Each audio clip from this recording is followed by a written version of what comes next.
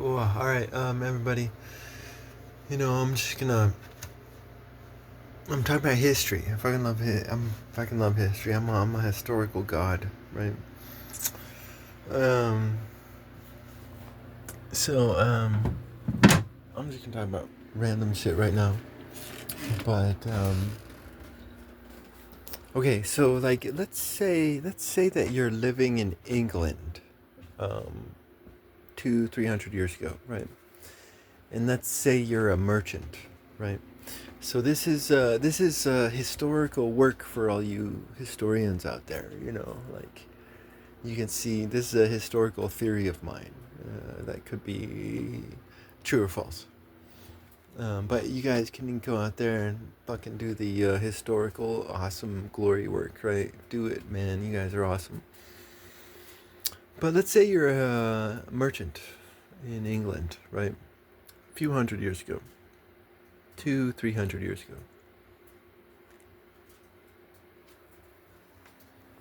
And right, you're a merchant. You've got competitors, right? Merchants are always competing, right?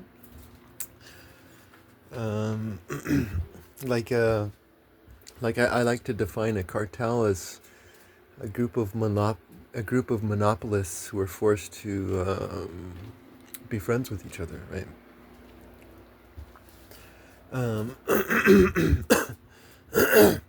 but like, let's say that you're in England and you're able to get a ship log of your competitors' shipping routes. So you're able to get the dates and the times of your competitors' shipping routes. Um,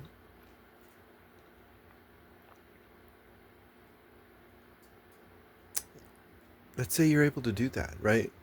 So if you can do that, then let's say that you rush this information by the fastest ship possible to some pirates, some English pirates in the Mediterranean, right? And now these English pirates know exactly where your competitors' ships are going to be, right? And maybe or maybe not, like they don't even have to pay you, like shit. It doesn't have to be like like you get 50% of no. They can take the whole of the competitors um, without paying you at all. Now maybe they'll pay you for the information, right? Because it would be in their interest to give you a percentage of the cut, right? Um, but like, I'd be surprised if this wasn't happening. Like if this wasn't like happening, then I'd be totally fucking surprised because this is just the nature of uh, English duplicity, right? Um, so all you historians out there, get on it, man. Fucking go through the logbooks and the hits and I totally think there was collusion between some English merchants and the pirates um, against other English merchants, right? Because the historical books will tell you Spanish versus English versus French versus Dutch. Um, but like, that's not like fucking real history. It's like, fucking hey, you guys need to like grow up. Um, but like, it always fascinated me. Like, I grew up Catholic, right? I made a video recently calling myself the High Priest of Atheism, right? And I believe that I'm the High Priest of Atheism, totally. But I'm kind of an agnostic right now. I'm no longer Catholic. I've shed my Catholic beliefs, and I'm kind of now an agnostic. I believe in the ancestors. I definitely believe in the ancestors. Um, I think there's something after, but what it is, it could be Allah, it could be Christ, it could be Yahweh, Buddha. uh, Jehovah's Witnesses, maybe. Could be anything. I don't fucking know.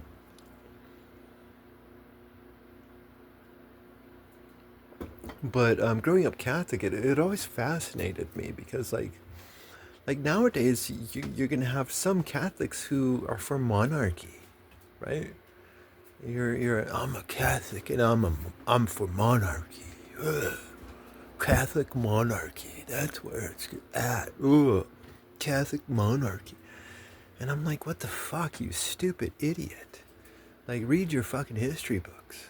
Read your fucking history books, you stupid fucking idiot. Because if you look at the history, you see that the biggest enemy of the Catholic Church were the Catholic monarchs, right? Because these Catholic monarchs, they were appointing corrupt bishops. Like they were going to appoint their brothers or their cousins to be bishops when their brothers and cousins were fucking douchebags, right? But they knew their brothers or their cousins would work for them, so they appointed them bishops, and the popes would come along and say, hey, these guys aren't really religious people. They're assholes. And so there was this big fight between the Catholic monarchs and the Catholics. And it's like once like if you progress through all this, through the historical context, you'll see that the secularists eventually start to gain some power. And once the secularists start to gain some power, the monarchists, the kings and the lords and the aristocrats, these Catholic kings and these Catholic lords and these Catholic aristocrats, who have always been fighting against the church, right? But once these Catholic monarchists and Catholic kings start to get pressed, what do? They sell out the church. They sell out the church in order to keep their own powers. And of course, their own powers eventually get taken away. But it's like, why the fuck would any Catholic out there be for monarchy? Like, that's stupid. But nowadays, you actually have Catholics out there who are stupid enough to be for monarchy. It's like, why the fuck would you be for monarchy? Like, read your fucking history books, you dumb motherfuckers. Oh my god.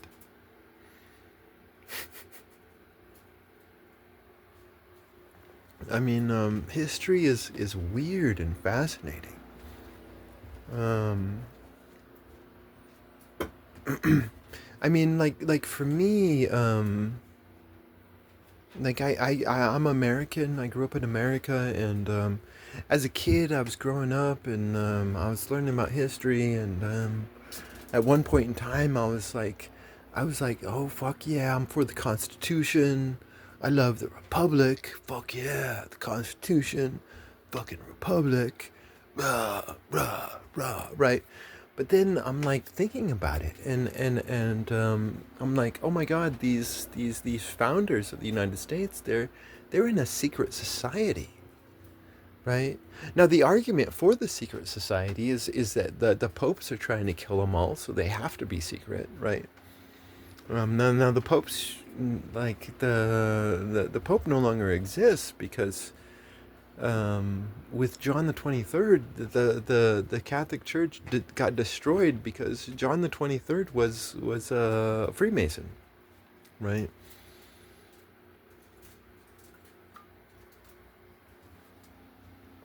Um,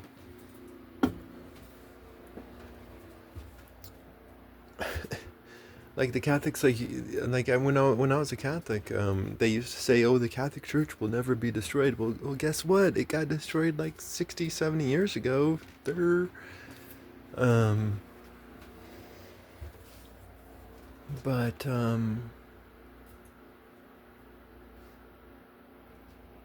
what the fuck am I talking about right now? Shit. Let's go on all these rants. Rant. Um, History and just like why the fuck would any Catholic be for monarchy? It's just so stupid. Oh no, that's what I was talking about. My my relationship with my own tribe and country. That's what I'm talking about. My relationship with the United States. And so, like for me, one of the most shocking moments was learning about the so-called Edward Bernaysian whiskey rebellion, right? And I say like, oh my God, like anybody out there can see what I'm saying. Like if you know Edward Bernays and you know the history of the whiskey rebellion, then you realize that these so-called whiskey rebels, right? These so-called whiskey rebels, oh my, they're a fucking bunch of drunks. They're a bunch of fucking drunks. Were. But what were these drunks complaining about? These drunks were complaining about our founding fathers being a bunch of corrupt pieces of shit which stole the tax money and put it into their own goddamn pockets. Same shit that we're complaining about nowadays. And so this facade, the second shocking thing to me was again, I was for the Constitution, and I like the Bill of I love due process, and I love the Bill of Rights, and there's a lot of legal concepts within all of this stuff that I actually do like. Um, but these legal concepts are just window dressing to the actual reality, to the actual history. Um, because the U.S. Constitution was created to centralize and tyrannize and federalize the people of the United States. Um, Now there's that whole debate back in the day, right? And this is a debate that we know nothing about, and it's just totally foreign to us. But there is a whole debate between unification and federalization, and on that, as far as an American citizen's concerned, I'm for unification. I'm for all of us being united and um, cool with each other, rather than the states turning into different countries which fight against each other and eventually turn into different dialects and um, different languages. Um, but I think this was a false debate back in the day. Because you can have unification without tyranny, and I think that's what the Constitution ended up actually being. And I was like shocked, because I was like, when I was a teenager, I was like, yeah, I'm for the Constitution. I fucking love the Constitution. Fucking love it. But the Constitution was used um, to centralize and for these secret societies to maintain power, right? Because the secret societies have always been like, that's the real history of the United States. It's a history of the manipulation of the American public, and that manipulation continues down through our own histories, which are just comically stupid, right? Because these whiskey rebels, I'm a whiskey rebel, like, kill me, I'm a fucking whiskey rebel, right? Shit. And it's all about demonizing um, the opposite. It's all about toxic political polemicists that don't care about there's no authenticity or honesty of thought. And a lot of these people will they will latch on to great thoughts, really great thoughts, like due process and the Bill of Rights, but they don't mean it. They don't mean it. Like here's the thing. Okay, I'm doing a thing on history here. Here, okay, so I'm gonna just boom lay it down. I'm gonna pontificate, and I'm gonna tell you how it is. I'm gonna tell you fucking how it is. The reality of history is is that the judgment of a tribe is based upon their laws. Right? The judgment of a tribe is based upon their laws. The history of a tribe is based upon their laws. That's the real history and the real judgment of a tribe. If you look at the laws of the United States nowadays, they're written in a foreign language called legalese. Like they're hiding what our laws are. Right? Just like they were hiding the laws back in the days of the Whiskey Rebellion. Like laws were being hidden.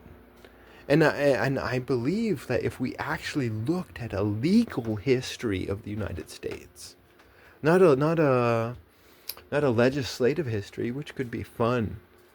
Um, Legislative history would be more the trials that are taking place rather than the laws that are being codified. What are the laws that are being codified? That's how you judge a tribe. You judge a tribe by the laws that are being codified.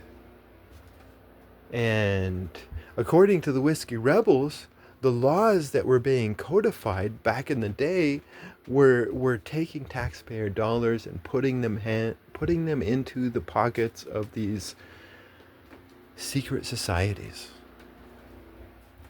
And they were killed and they were demonized for it, right? So, damn, it's like history's cool, man. Um, History is fucking badass because you like at one point in time, I was like in my 30s. Like I can't believe it took me that long to think these thoughts. But I was in my 30s, and I realized that if the government ever drafted me, I wouldn't be drafted. I would either try to hide or I would actually try to fucking throw down with anybody that tried to draft me. Because no, like I'm not gonna be drafted. I'm not gonna go kill innocent Muslim people. I'm not gonna go fucking try to steal the wealth of Africa. No, I'm not gonna do that. That's wrong. I'm not gonna fucking do that. Fuck you guys. I'm not gonna be drafted. And and I got to that moment, and I felt heretical. I felt I felt like I'm a heretic. Like, oh my god. I would not be drafted because I don't agree with with what we're doing. You know, we not we the you guys. I don't fucking like that's not me. None of you Muslims can fucking blame me for any fucking thing that's happening to you. Because I don't think we should be fucking killing your babies or promoting corrupt Muslims in power. I don't think we should be doing that.